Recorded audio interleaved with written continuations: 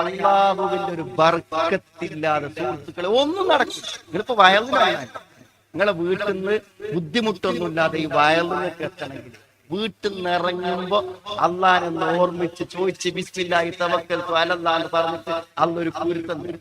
അല്ലെങ്കിൽ ചിലപ്പോൾ നിങ്ങൾ തിരിച്ചു പോകേണ്ടി, അല്ലെങ്കിൽ വയൽ തുടങ്ങിയിട്ട് പിന്നെ തിരിച്ചു പോകും. ചിലപ്പോൾ ഇങ്ങോട്ട് എത്തില്ല, അതിലിടയ്ക്ക് പോകരുത്. ഒന്ന് പെട്ടെന്ന് ഇടനെ പോരണൊക്കെ ഇങ്ങോട്ട് വിട്ട വണ്ടി നമ്മൾ അങ്ങോട്ട് തിരിച്ചു പോകണം. അള്ളാന്റെ ബർക്കത്തുണ്ടല്ലോ, ആ ബർക്കത്താണ് ജീവിതത്തിൽ മുഴുവൻ നമുക്ക് വേണ്ടത്. തബാറകല്ലദീ ബിയദിഹിൽ മുൽക്ക് വഹുവ അലാ കുല്ലി ശൈഇൻ ഖദീർ. തബാറകല്ലദീ ബിയദിഹിൽ മുൽക്ക്, അല്ലാഹുവിന്റെ പ്രത്യേകതയാണ് പറയുന്നത്. ഈ മഹാപ്രപഞ്ചത്തെ മുഴുവനും നിയന്ത്രിച്ചു കൊണ്ടിരിക്കുന്ന രാജാതിരാജനില്ലേ, ആ അധികാരം ആരുടെ കയ്യിലാണോ, തബാറക, അവൻ അനുഗ്രഹത്തിന്റെ ഉടയവനായിരിക്കുന്നു. അവൻ ഈ പ്രപഞ്ചത്തിലെ സർവചരാചരങ്ങളും കരുണയുള്ളവനാണ്, അവയ്ക്കെല്ലാം അനുഗ്രഹം നൽകുന്നവനാണ്.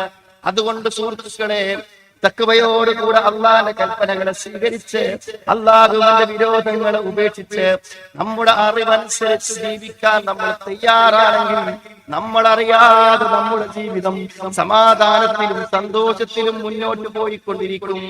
എന്നാൽ അള്ളാഹുവിനെ മറന്ന് അള്ളാഹുവിനെ സൂക്ഷിക്കാതെ നമ്മുടെ സാമർത്ഥ്യവും ശമ്പളവും അക്കൗണ്ടും കഴിവും സ്വാധീനവും ഒക്കെ ഉപയോഗിച്ചുകൊണ്ട് ഞാൻ ജീവിച്ചു കൊള്ളാം, ബുദ്ധിമുട്ടുകൾ ഞാൻ തന്നെ പരിഹരിച്ചു കൊള്ളാം, രോഗങ്ങളൊക്കെ ഞാൻ തന്നെ ചികിത്സിച്ചു കൊള്ളാം, അങ്ങനെ ഒരു പൊരുത്തവും എനിക്ക് ആവശ്യമില്ലെന്ന് മനസ്സ് പറയുന്നുണ്ടോ എങ്കിലോർത്തോ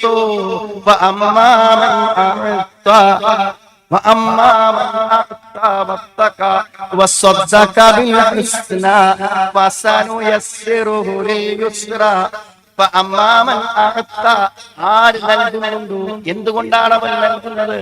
എന്റെ സമ്പത്ത് മുഴുവനും എടുത്തു വെച്ചു ഞാൻ എന്റെ ജീവിതത്തിൽ ഉപയോഗിച്ചാലും പണത്തിന്റെ ഉപയോഗം എനിക്കുണ്ടാവില്ല. പണത്തിനൊരു ബർക്കത്ത് കിട്ടണമെങ്കിൽ നിശ്ചിതമായ ഒരു വിഹിതം ആവശ്യക്കാരൻ ഞാൻ നൽകിയിരിക്കണം. അങ്ങനെ നിന്റെ സമ്പത്ത് നിനക്ക് മാത്രം ഉപയോഗിക്കാതെ മറ്റുള്ളവർക്ക് കൂടെ തഖ്വയുടെ അടിസ്ഥാനത്തിൽ നീ കൊടുക്കുന്നുണ്ടെങ്കിൽ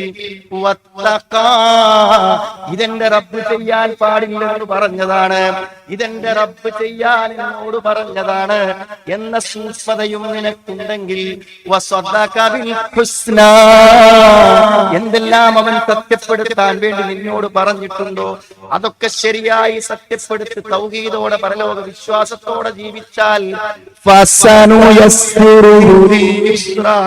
ഏറ്റവും എളുപ്പമുള്ളതിലേക്ക് അവനെ ഞാൻ എളുപ്പത്തിലെത്തിക്കും. ജീവിതം തടസ്സപ്പെട്ട് കിടക്കുന്നുണ്ടോ? ജീവിതത്തിൽ പ്രതിസന്ധികൾ വഴിമുടക്കുന്നുണ്ടോ? ജീവിതത്തിൽ അനുഗ്രഹങ്ങൾ നിരാകരിക്കപ്പെട്ടു പോയോ? വീട്ടിലെന്നും പ്രശ്നമാണെന്ന് തോന്നുന്നുണ്ടോ? പരീക്ഷണങ്ങൾ മേൽക്കുമേൽ വന്നുകൊണ്ടിരിക്കുന്നുണ്ടെന്ന് തോന്നുന്നുണ്ടോ? സുഹൃത്തുക്കളെ, പരിശോധിക്കണം. നാം നമ്മുടെ പണം നല്ലതിന് കൊടുക്കുന്നുണ്ടോ? നമ്മുടെ ജീവിതത്തിൽ നമ്മൾ സൂക്ഷ്മത പാലിക്കുന്നുണ്ടോ? അല്ലാഹുവിനുള്ള ഈമാൻ ശരിയായി നമുക്ക് പൂർത്തിയായിട്ടുണ്ടോ എന്ന് പരിശോധിക്കണം.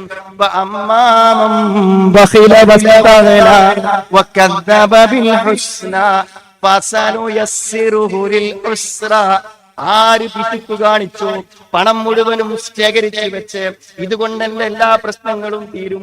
അയൽവാസി രോഗിയായി കിടക്കുമ്പോൾ, ഭക്ഷണത്തിന് ഗതിയില്ലാത്തവർ കൈനീട്ടി വരുമ്പോൾ, ഹോസ്പിറ്റലിലെ ബില്ലടക്കാൻ 5000 രൂപ വായ്പ തരണേ, സമയത്ത് തരുമെന്ന് പറയുമ്പോൾ ആർക്കും ഒന്നും നൽകാതെ എന്റെ സമ്പത്ത് കൊണ്ട് എന്റെ ജീവിതം ഞാൻ ഐശ്വര്യമാക്കി കൊള്ളാമെന്ന് വിചാരിച്ച് നീ പിശുക്ക് കാണിക്കുന്നുണ്ടോ? എന്ത് നിയമങ്ങൾ കേട്ടാലും എന്ത് പ്രസംഗങ്ങൾ കേട്ടാലും ഇപ്പൊ പോകുന്ന പോലെ ഞാൻ പോകൂ, എനിക്കിതൊക്കെ മതി എന്നുള്ള വിചാരത്തോടുകൂടെ ഒരു മാറ്റത്തിനും തയ്യാറല്ലാതെ ഇസ്തിഗ്നാഓടുകൂടെ സ്വയം പര്യാപ്തതയോടുകൂടെ ഒന്നിനെയും പരിഗണിക്കാതെ ജീവിച്ചു പോകുന്നുണ്ടോ? ഏറ്റവും ശരിയായതിനെ കളവാക്കുകയും ചെയ്യുന്നുണ്ടോ? ഏറ്റവും ഞെരുക്കമുള്ളതിലേക്ക് അവനെ ഞാൻ എളുപ്പമെത്തിക്കും. ഏറ്റവും ബുദ്ധിമുട്ടിൽ നിന്ന് ബുദ്ധിമുട്ടിലേക്ക് അവൻ നിരന്തരം എത്തിക്കൊണ്ടിരിക്കും. അതുകൊണ്ട് സുഹൃത്തേ, സഹോദര, നമ്മുടെ ജീവിതത്തിൽ അല്ലാഹുവിന്റെ ബർക്കത്ത് വേണം. നീ എത്ര പണക്കാരനാണെങ്കിലും നിന്റെ വീട്ടിൽ അല്ലാഹുവിന്റെ ബർക്കത്ത് ഇറങ്ങിയില്ലേ, നിന്റെ വീട്ടിലെ എത്തിക്ക് നിന്നെ തണുപ്പിക്കാനാവില്ല. നിന്റെ മക്കളിൽ നിന്ന് നിനക്കൊരു കുരുത്തം ലഭ്യമല്ല.